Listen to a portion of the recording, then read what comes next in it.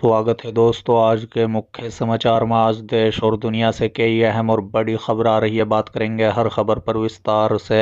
नीतीश कुमार की जेडीयू ने भाजपा से तोड़ा रिश्ता, समर्थन लिया वापस, पहले ही टूट चुके हैं 5 एमएलए। बताएंगे विस्तार से एक और बड़ी अपडेट। अब हम औकात दिखाएंगे भले ही छोड़ना पड़े मंत्री पद, जीतन राम मांझी के बगावती तेवर। इसी के साथ अगली बड़ी खबर में आपको बताएंगे बीजेपी के लोग सबसे बड़े भूमाफिया अखिलेश यादव वक्फ बोर्ड के विवाद पर क्या बोले। एक और बड़ी अपडेट, बीजेपी को लग सकता है बहुत बड़ा झटका, टीएमसी में जाने की तैयारी में पूर्व केंद्रीय मंत्री। तो चलिए देख लेते आज की पहली बड़ी खबर। नीतीश कुमार की जेडीयू ने भाजपा से मणिपुर में वापस लिया समर्थन, पहले ही टूट चुके हैं 5 एमएलए। जी हां दोस्तों, आपकी जानकारी के लिए बता दें, बिहार के मुख्यमंत्री नीतीश कुमार की पार्टी जेडीयू ने भाजपा को झटका दिया है।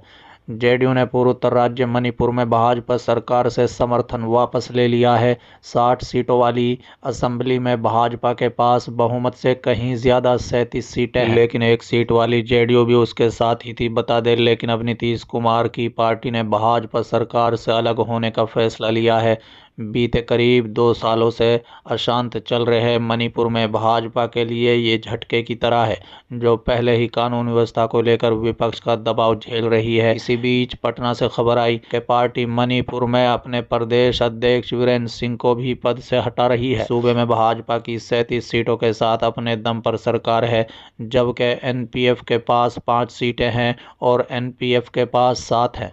जेडीयू के अप्रत्याशित तौर पर मणिपुर के विधानसभा चुनाव में 6 सीटें मिली थी, लेकिन उसके 5 विधायकों ने भाजपा ज्वाइन कर ली थी। इसके बाद उसके पास असेंबली में एक ही विधायक अब्दुल नासिर था। जेडीयू ने पत्र लिखकर विधानसभा स्पीकर को जानकारी दी है कि हमारा एकमात्र विधायक भी विपक्ष में ही बैठेगा। बता दें कि यहाँ कांग्रेस के पास 5 सीटें हैं, जबकि केपीए के पास 2 विधायक हैं। जेडीयू के समर्थन वापस लेने से भाजपा की सरकार के समक्ष कोई खतरा नहीं है, लेकिन इस फैसले का दूरगामी का असर होगा, खास तौर पर दिल्ली से पटना तक इसके मायने निकाले जाएंगे। बिहार में इसी साल अक्टूबर के आसपास विधानसभा चुनाव होने हैं। ऐसे में नीतीश कुमार की पार्टी के इस फैसले को भाजपा पर सीट बंटवारे के लिए दबाव की रणनीति के तौर पर भी देखा जा रहा है।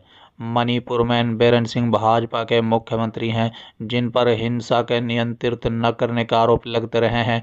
विपक्ष की ओर से लगातार उन्हें हटाने की मांग होती रही है, लेकिन भाजपा ने उन्हें लगातार मुख्यमंत्री बनाए रखा है। चलिए अगली खबर। अब हम औकात दिखाएंगे भले ही छोड़ना पड़े मंत्री पद, जीतन राम मांझी के बगावती सुर। जी हां दोस्तों, आपकी जानकारी के लिए बता दें कि दिल्ली विधानसभा चुनाव में जीतन राम मांझी की पार्टी को सीट नहीं मिलने पर खासा नाराज चल रहे हैं। इसके पहले बिहार में राष्ट्रीय जनतांत्रिक गठबंधन के सहयोगी और हिंदुस्तानी अवाम मोर्चा के झारखंड के चुनाव में भी सीट नहीं मिली थी। आपकी जानकारी के लिए बता दें, उन्होंने आरोप लगाया कि उनकी पार्टी को इन राज्यों में टिकट इसलिए नहीं दिया गया क्योंकि उन्हें राजनीतिक ताकत के रूप में नजरअंदाज किया गया। मांझी का कहना है कि बिहार में मुसहर और भैया समाज की बड़ी आबादी है और उनकी राजनीतिक ताकत को अब अनदेखा नहीं किया जा सकता। बीजेपी ने झारखंड में चिराग पासवान की लोक जनशक्ति पार्टी को 1 सीट दी थी, जबकि दिल्ली में भी उसकी पार्टी को चुनाव लड़ना था।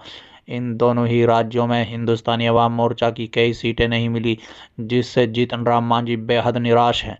इस मुद्दे पर उन्होंने मुंगेर के जमालपुर में आयोजित कार्यकर्ता सम्मेलन में कहा कि हमारे कार्यक्रमों में भीड़ जुट रही है, लोग हमारे साथ हैं, तो फिर हमें सीट क्यों नहीं दी गई। मांझी ने आगे कहा है कि हम कोई ज़्यादा सीट नहीं मांग रहे हैं, बस अपनी राजनीतिक ताकत के हिसाब से हमें सीट दी जाए। अगर हमारी पार्टी को टिकट नहीं मिलेगा तो हमें यह स्थिति बर्दाश्त नहीं होगी। लगता है कि हमें अपनी औकात दिखानी पड़ेगी और हो सकता है कि हमें मोदी सरकार की कैबिनेट से इस्तीफा भी देना पड़े।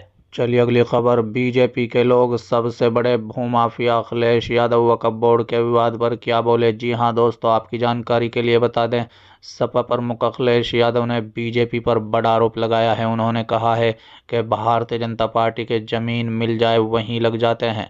भारतीय जनता पार्टी सबसे बड़ी भूमाफिया है। प्रभु श्री राम की धरती पर जितनी रजिस्ट्री हुई है सब भाजपा की है। बता दें, नोएडा में जितनी रजिस्ट्री हुई है उनमें सब भाजपाई हैं। ये लोग सबसे बड़े भूमाफिया हैं। वक्फ बोर्ड के विवाद को ये ख़त्म नहीं करना चाहते, विवाद को और बढ़ाना चाहते हैं। आपस में नफरत कैसे बढ़े, ये बीजेपी का काम है। मिल्कपुरी उपचुनाव प्रचार पर अखिलेश यादव ने कहा है कि हम बहुत जल्द ही वहां प्रचार के लिए जा रहे हैं, हम सब मिलकर मिल्कपुरी का चुनाव जीतेंगे। भारतीय जनता पार्टी ने अपनी पुलिस वहां आगे कर दी है। लखनऊ में बैठकर बेईमानी हो रही है। वहां की जनता जान रही है कि अगर निष्पक्ष चुनाव हुआ तो समाजवादी पार्टी जीतेगी। सरकार और पुलिस बीजेपी के इशारे पर काम कर रही है। अधिकारियों को माध्यम से वोट डलवाने की जो संस्कृति पैदा की जा रही है वो बेहद खतरनाक है। वर्शिप एक्ट पर अखिलेश यादव ने कहा कि हमें सभी धर्म का सम्मान करना चाहिए।